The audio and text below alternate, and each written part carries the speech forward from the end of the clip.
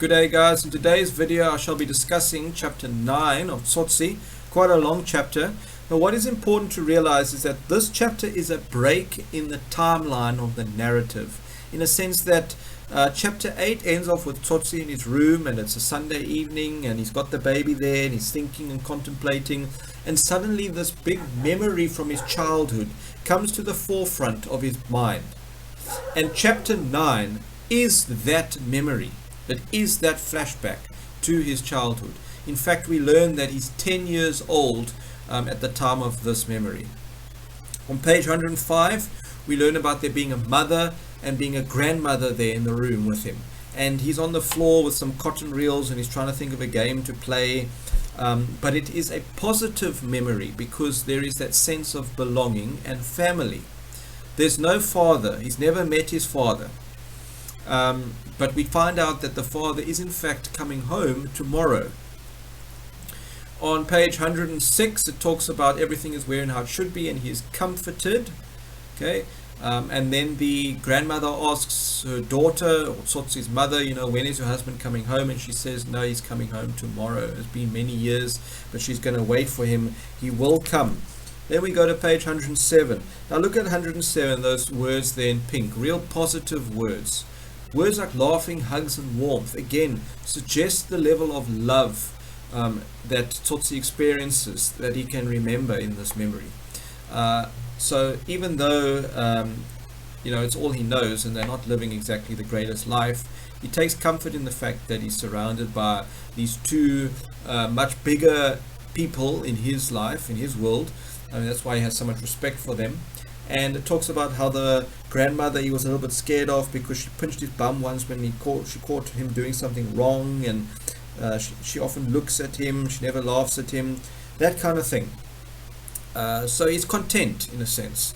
Again, as I say, at page 107 we find out he's 10 years old. Page 108 talks about the dog. Now the dog is that yellow bitch that we've been hearing about up to this point. So the dog and the meaning behind that half a memory that he's had becomes much more clearer, a full memory in a sense.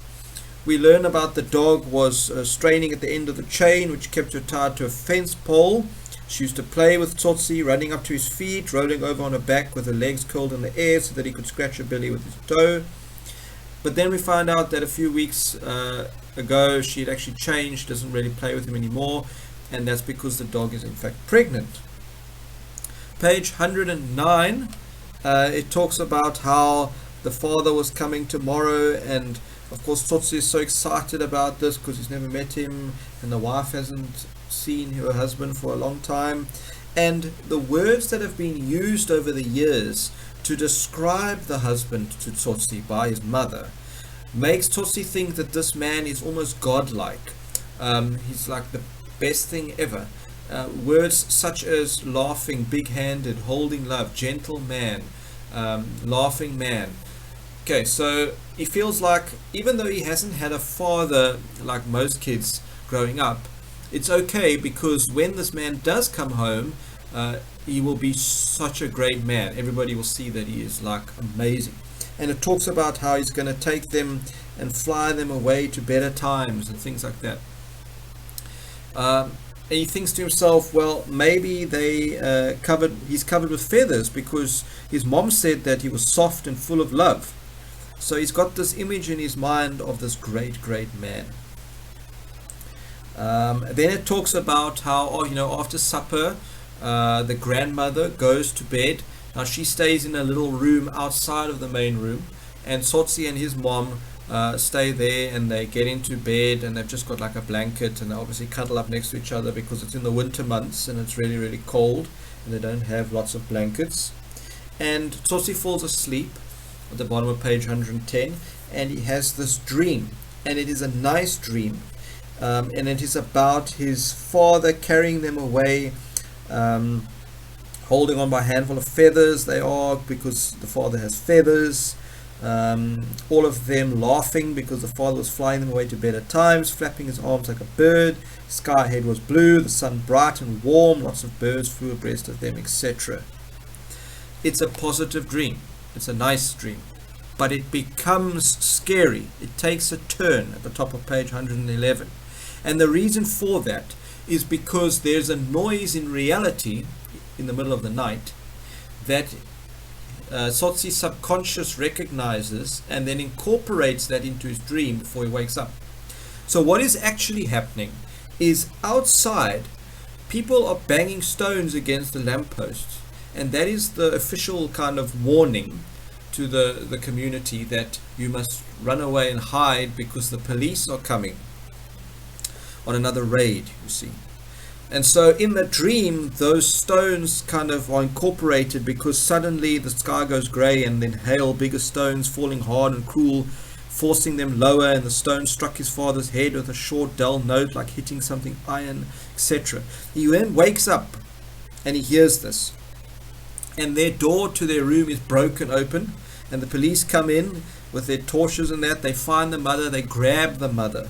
The mother now wants to to talk, but they won't let her, and she's crying out to David, and she asks if she can get a blanket or something to keep her warm, and they don't. They shove her into a van, and it actually talks about on page 111 how it says there, slam of the steel doors as load after load of sleepy-eyed, frightened people caught without a pass or just caught were herded inside. That word herded kind of linking to cattle, cattle are herded into places. So the people are dehumanized. They're given no respect by the police. They're just like cattle. It also says there that why are the police there? They're capturing people who don't have a pass. So they would just literally randomly go up to somebody, ask them for a pass, and if they didn't have a pass, they would take them to jail. But not only that, sometimes it wasn't about a pass, like Tsotsi's mother. It's got nothing to do with a pass. You just grab people and throw them in the van and close. The apartheid police just wanted to show their dominance and the power that they had, just as a reminder to people that, those who are being oppressed, we do have the power, we can do what we like, and you must be afraid of us. So then the mother leaves, obviously in the van, and Tsotsi's there all by himself now in the room. He's alone, and that as a 10-year-old boy is incredibly scary. And just checking here, there's a plethora of words that are shouted out obviously by the people in the vans, things like bring food, bring my pass, bring money, etc. It then talks about on page 112, what do you do with broken sleep or terror or empty blankets, or the despairing prospect of a tomorrow that means your turn to search for that person? In other words, what happens to those that are left behind? It's not just a physical destruction that you have to deal with. It's the fact that somebody is now gone, that your life has been thrown upside down, just in the blink of an eye. And now suddenly you're going to have to go and look for that person. What are you going to do? Okay. Page 113. If they are feeling kind that day, they will fetch the big book and open it, but there will be trouble because you can't spell his name and they must have the spelling of his name. So at the top of the page it talks about those who go and look for the people that have been taken, their family and whatever. If they go to the police station and inquire, if the police feel like it, they will get the book out and look for you to tell you where your family member is. But because most of the people in the township aren't educated, because they haven't been given access to proper education, they can't even spell. So it's actually futile. They can't ever really find the people. Sometimes, on an odd occasion, they will find that family member, or the family member will be released and they'll return home. But very often they're never heard of again. And why? It's because we are defenseless. The grandmother comes in now asking, what's going on page 114, because she obviously stepped through it all, and she sees there that the mother's not there, and Tsotsi says, she's gone, and she says, well, taken by the police. Yes, taken by the police. Okay. Tsotsi obviously is distraught, he's crying, he's calling mother in a resentful, hurt voice. But he remembers what she told him. She said to him, Do not move. Stay in the room and wait for me. So many times while growing up to this point, they've obviously had that chat, Tsotsi and his mother, about what will happen if this, if I get taken away, like such as has happened now. And the mother always said, don't leave the house. Wait for me. I will come back. So that is why Tsotsi has not left. Right. But then, going to page 115, he tries to escape the house, and the grandmother catches him and says, where do you think you're going? Kicked and screamed, and she held on. She dragged him to the bed and got him on it and under a blanket, and he was crying, and eventually Tsotsi fell asleep. And then he wakes up and he realizes that it wasn't a dream, that his mother is still gone. And I think the grandmother brings him a cup of tea or coffee I think. And he says, where's our mother? And the grandmother says, where is God in heaven? Where is God in heaven? In other words, if there was a God, why would he let all this happen? It doesn't make any sense. And of course, the life that they're living, you can understand why she would think that way. So that's 115. 116, the grandmother says that she's going out, that she's going to go and actually look for the mother now. And of course, Tsotsi says, can I come? He wants to come with. And she says, no, because your father is coming and you must be here. Okay, because the father's going to arrive home and there's going to be nobody there. So at least if Tsotsi stays there, then the father will be able to speak to him, and then Tsotsi can explain to the father what has happened. The grandmother says, I'll try to find your mother if God's in heaven. In other words, if there is a God, I will find her. For a moment, Tsotsi wants to run away after the old woman, but he remembered his mother's words, don't move, don't go away from the room. Moving on to page 117, it talks about how, Tsotsi didn't imagine meeting his father would be this way. He's supposed to have his mother there behind her, holding on to her, but now instead he's alone and he's waiting there for this man who he's never met. It's a complete stranger. As a 10-year-old boy, he's scared. In any case, he falls asleep again before he wakes up to a knocking at the door, and who it actually is his father. And he's calling Tondi, and of course there's no response, and Tsotsi gets scared, so he kind of runs outside into the backyard from under the blankets. And the father walks into the house. Now you can imagine the father has been away years and years. He's hoping to find his wife and his son there, waiting for him to be reunited as a family. Instead, he can't find either of them. And then he discovers, because somebody somewhere shouts out that she's gone, the police took her this morning. He finds out that his wife has been taken by the police. His son's nowhere to be seen. Tsotsi is, of course, hiding in the backyard because he's scared of this stranger, this man.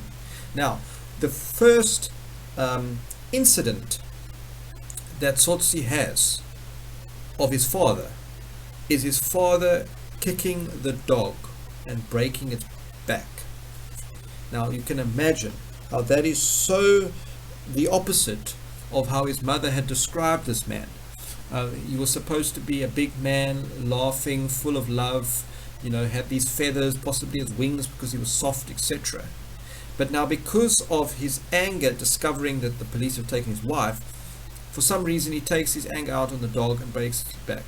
Okay. The dog then gives birth, because it was pregnant, to a stillborn litter, and then dies next to it, and then the flies come on the placenta, etc. So that is a very, very tragic, awful, just disturbing memory. So it makes sense then why this yellow bitch, which is this dog, would be the first memory to kind of resurface once Tsotsi allowed it to come into his mind, because it is so powerful, because it was so hurtful. And then of course the things that progress after this, it's no wonder that he chose to suppress all these memories. Of course, we find out that Tondi is his mother's name, as I said, and Tsotsi runs away now after witnessing this. Then on page 119, he comes across these group of children, 7 of them. One is a bit taller than him, and the other one is so small that he has to be carried because he's tired. And they are homeless. They don't have parents, etc. And They ask him where he's from, and they soon discover that he's one of them. He also is homeless. So they take him in, and they take him to this place by the river where it used to run, where there were these big pipes that they used to put in the ground for sewerage and stuff like that. And the one says that they are warm and we sleep well, we have bread and water. So there are now 8 of them. And of course Tsotsi doesn't say much at this point, because he's just in shock and he's just traumatized. But then it talks about on page 120 how they all look at Simon's belly. Simon is obviously one of the children, and it's bigger than yesterday, and it's hard as a drum and stuff like that. So obviously that's malnourishment, a swollen belly.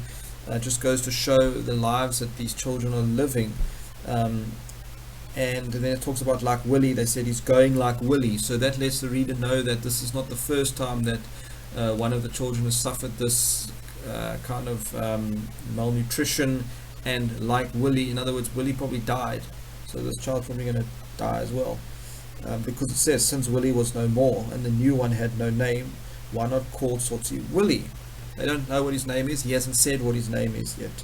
Then they say you must get a bed. So they go around finding pieces of scrap paper and a few pieces of cardboard, and that becomes the bed in these pipes. And we find out that this is Peter talking. Now, there was an incident when early on in one of the chapters where Tsotsi sees a man getting carried by the police, and the man shouts at Tsotsi and says, Tsotsi, it's me, it's Peter. Or David, it's me, it's Peter. And Tsotsi doesn't react. Well, that is in fact who that person was. It was one of the children that Tsotsi was staying with at this time. Moving on to page 121, they say to him, they listen, why don't you say something? You don't say anything. It's because, as I mentioned, he's traumatized. And then, they're in the pipes and that, and then Tsotsi gets this tremendously urgent desperation to be somewhere, because he thinks like, hang on a moment, all this has just happened within the space of a few hours, and now he's suddenly just abandoned his home, and he was supposed to stay inside like his mother instructed him, and now he's run away, and he just feels like he's confused. He doesn't know what to do. He wants to run away, and so he tries to leave, but Peter wakes up and kind of grabs him and says, what's your name, where are you going? And David was trying to climb up the riverbank, but it was very steep, and all that his efforts brought him was a cloud of dust and bleeding knees. So Peter grabbed hold of him. Page 122. Very, very important on 122 is when David realizes that, well, he'll never go back to what he was, the life that he was living, and so therefore essentially his persona, or the person that he was, David, is also dead like Willie. So they say, we understand, it's something that's pretty common. You can choose your own name, and when you're ready, you'll choose it. So page 122 is when he abandons his name as David. All right.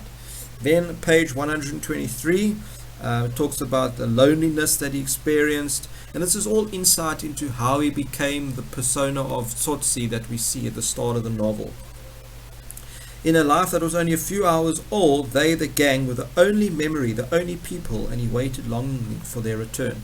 So the first kind of day after that night, the kids go scavenging for food and stuff, but he stays behind. But then he realizes that this is actually all he has now. Where's Simon? So Simon doesn't return. No one answered when he asked, where's Simon? He was to learn that lesson also, the lesson about questions that had no meaning. Okay, so that whole system of, no one must ask Tsotsi any questions and things like that, well, that provides some meaning. So he went out with them the next day and scavenged, so he goes with them. That same day, an Indian chased him away from his shop door, shouting, calling him a Tsotsi. So that incident with whoever this Indian guy was, the shop owner, calling Tsotsi a Tsotsi, gave birth to him referring to himself as Tsotsi, gave birth to him knowing, this is me, this is the persona that I'm going to have. I've been labeled a Tsotsi, and that's the name that I'm going to adopt. So on page 123, he says to the gang of children, my name is Tsotsi, and they all think it's great and whatever. Now these kids, or none of them are part of the gang that we see at the start of the novel, okay, because we learn that a police raid broke them up. so that they didn't stick together. The gang that he's with now, he obviously gathered more recently over the years, after a couple of years had passed. But he kept with these gangs and obviously got into trouble and got introduced to murder and stealing and things like that. And then page 124, the end of the chapter, it ends off with him saying that he had no useful memories anyway, he had none. Okay, so, at that point, once he'd adopted that name Tsotsi, and that he kind of abandoned his whole life and everything that he had known, and started afresh as a new persona, as this Tsotsi. And because his previous life as David and that ended so terribly, with his mother being taken by the police, his grandmother leaving him all alone to meet the stranger that was his father, who he thought was such a great man, only to find out that his father came and broke his dog's back, and the whole incident with the dog, etc. It is so traumatic that he just decided that I don't want to remember that. I don't want to hold on to that. That is not what I want to base my life on. And so he chooses to block it out and forget it. And so that is why he has become this Tsotsi who doesn't allow anybody to ask him questions and doesn't think of his past at all. And that ends the memory that he remembers when he's sitting in his room there on the Sunday night. So chapter 10 takes us back to reality, in a sense, of the Tsotsi that we've met, and continues in the timeline of the narrative.